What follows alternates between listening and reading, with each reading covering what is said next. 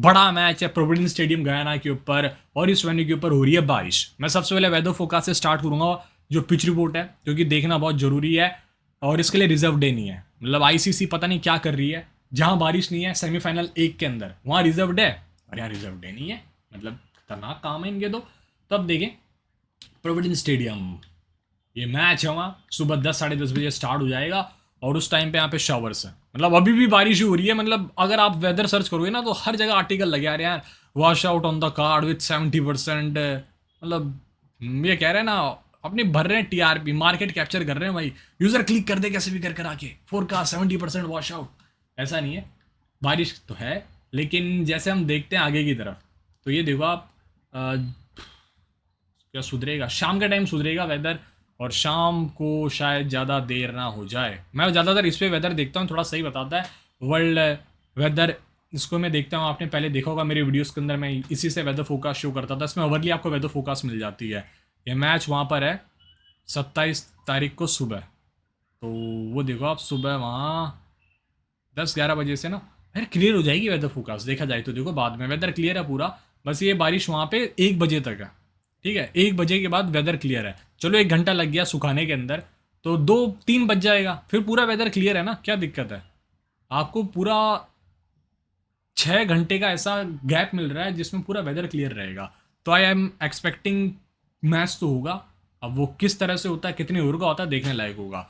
अब 9 जून को यहाँ पे लास्ट टाइम मैंने मैच देखा था, वेस्ट इंडीज़ वर्सेस युगांडा का मैच था, 173 बनाया था वेस्ट इंडीज़ ने, युगांडा ने 39 रन पे दम तोड़ दिया, 159 बना 6 विकेट नुकसान पे, चेसिंग टीम 75 पे ऑल आउट हो जाती है। 77 बना, चेसिंग टीम 18.2 ओवर्स में चेस कर जाती है। 183 बना, यहाँ पे चेस नहीं हुआ, 136 बना, और ये चेस हो गया।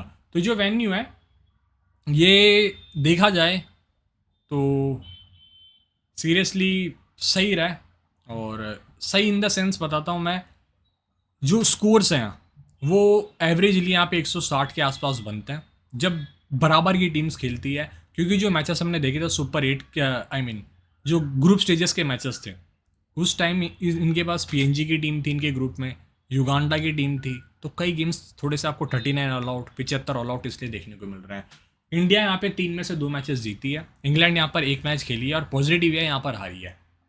बैटिंग फर्स्ट 3 मैचेस जीते गए, चेस करते हुए यहाँ पर 2 मैचेस जीते गए। मैं पिछले 5 मुकाबलों की T20 वर्ल्ड कप की बात करता हूँ तो। और जो लास्ट मैच था वेस्ट इंडीज़ युगांडा का, उस गेम में 6 विकेट पेसर का 9 विकेट स्पिनर्स का था।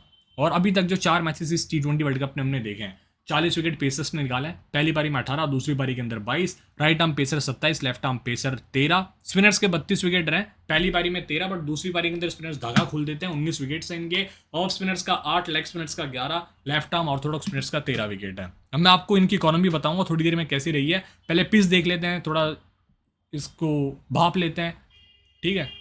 तो डायमेंशंस ना, आपको एक और चीज़ ध्यान देनी है, इस पूरे वर्ल्ड कप में सबसे बड़े डायमेंशंस प्रोविडेंस स्टेडियम पे, ये आपके दिमाग में बैठा लो सबसे पहले, ठीक है। बैठा लिया कि बड़े डायमेंशंस है, और विंड फैक्टर यहाँ पे नहीं है, बहुत कम विंड फैक्टर रहता है स्टेडियम पे, तो ये चीज़ आपको थोड़ी सी ध्यान रखनी है। ये पिचेस देखो ऐसी होती है, मतलब सही सरफेस है, इस पर ग्रास भी है। फारूकी ने यहाँ पे आपको पता विकेट्स निकाले थे, स्विंग हो रही थी बॉल, अगेंस्ट न्यूजीलैंड मैच था, क्या स्पेल लगा, पहली गेंद थी, फिर एलन बोल्ड हुए थे, याद हो तो आपको। सामने की बाउंड्री बहुत बड़ी होती है 83 मीटर्स, बीच वाली पिच पे मैच में तो 73 long on long off 80 metre, मतलब इतना बड़ा ये डायमेंशन यार स्टेडियम के, आप देखो खुद इतने बड़े कहीं नहीं है। और विंड 14 या 6 किलोमीटर के आसपास यहाँ पे बहेगी जब मैंने चेक किया। और ये गयाना का वेन्यू ना, इस पर सबसे कम बाउंस है as compare to Dallas, New York, Barbados, क्योंकि स्टार्टिंग के पहले वीक में 4 वेन्यूज़ के ऊपर ही मैचेस हुए थे, तो डलास, न्यूयॉर्क, बारबाडोस, गयाना पे सबसे कम बाउंस रही। और ये देखो आप, ये राशिद खान ने बॉल डाली थी 9th ओवर में मैच में, अब उसमें देखो क्या हुआ, जो गेंद पीछे गिरी, ठीक है, मतलब जो बॉल पीछे गिरी थोड़ी उड़ के आनी चाहिए, वो यहाँ रह गई घुटने के नीचे, और जो बॉल आगे डाली वो एक्स्ट्रा बाउंस लेती है और बेल्स पे जाके लगती है। तो ये वेन्यू पे अनइवन बाउंस है, वेरिएबल बाउंस जिसको हम कहते हैं, टर्न अच्छी खासी होती है। जब यहाँ पे हमने मैच देखा था, धीमा अगर आप बॉल डालते हैं टर्न देखने को मिलता है। ये देखो आप 5.6, 5.9, 6.2, 6.2 डिग्री स्पिन देखने को मिली थी यहाँ। ये स्टेडियम का पूरा व्यू है, बहुत ही अच्छा स्टेडियम है, देखते हैं इस क्लैश में क्या होता है। और ये पूरा व्यू मैंने आपको दिखा दिया। उसके साथ साथ बैटिंग स्ट्राइक रेट की बात करते हैं, इस वेन्यू के ऊपर क्या आ रहा है। यह है हमारा प्रोविडेंस स्टेडियम। बैटर्स का स्ट्राइक रेट इस टूर्नामेंट में 94 का रहा है। बॉलिंग की बात करते हैं तो बॉलिंग से इस वेन्यू के ऊपर प्रोविडेंस स्टेडियम का है, ये रहा, 72 विकेट्स और 5 ना 5.9 की इकोनॉमी है, 14 का स्ट्राइक रेट है इस वेन्यू के ऊपर, लगभग 15 कह सकते हैं। स्पिनर्स की बात करते हैं, पेसर की पहले बात कर लेता हूँ मैं।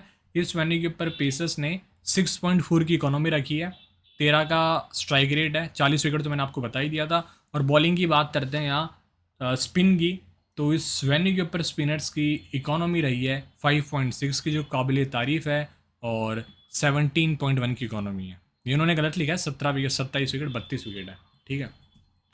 मैं खुद काउंट करता हूँ स्पिनर्स के, कि मुजीब ने 1 विकेट, राशिद ने 2 विकेट, ऐसे ऐसे मैं सब काउंट करके लिखता हूँ वो। तो ये स्पेशल पिच रिपोर्ट थी, कैसे लगी आप कमेंट करके बताना, and hope finger cross for weather forecast, and let's hope अच्छा गेम हुआ।